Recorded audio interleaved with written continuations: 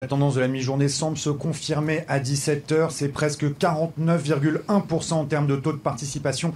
C'est 10 points de plus qu'en 2010 lors des dernières régionales. Alors les bureaux de vote viennent de fermer, à part une poignée notamment à Lille et ici à Hénin-Beaumont, dans le fief de Marine Le Pen du Front National. Eh bien les partisans espèrent bien évidemment un triomphe. Face à elle, une multitude de candidats, notamment un poids lourd de la droite, Xavier Bertrand pour le parti Les Républicains, ex-ministre de Nicolas Sarkozy bien évidemment.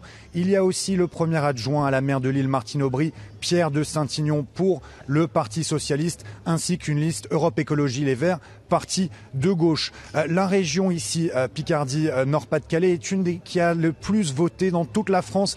Pour l'anecdote, avec mes collègues Sylvain Rousseau et Abdallah Malkaoui, nous sommes allés dans une friterie du centre-ville pour parler un petit peu avec les habitants. Et je peux vous dire que les serveuses là-bas encourageaient chaque client qui rentrait à voter.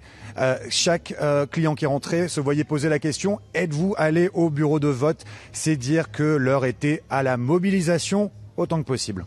Justement, Clovis, quels sont les enjeux de cette élection dans cette carte des régions reformées ? Et c'est bien simple, la région Picardie-Nord-Pas-de-Calais compte 6 millions d'habitants. C'est la troisième région la plus peuplée de France depuis ce redécoupage.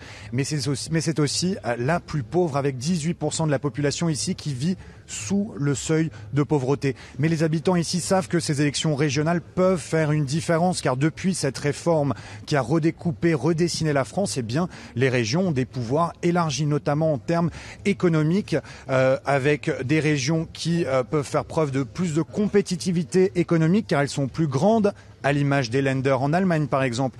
Alors les régions auront des pouvoirs accrus en termes de soutien aux entreprises, des transports hors agglomération. Alors tous les candidats souhaitent bien évidemment remporter cette élection, et notamment Marine Le Pen, dont c'est le fief ici à Hénin-Beaumont, Marine Le Pen et le Front National qui rêvent de remporter pour la première fois une région.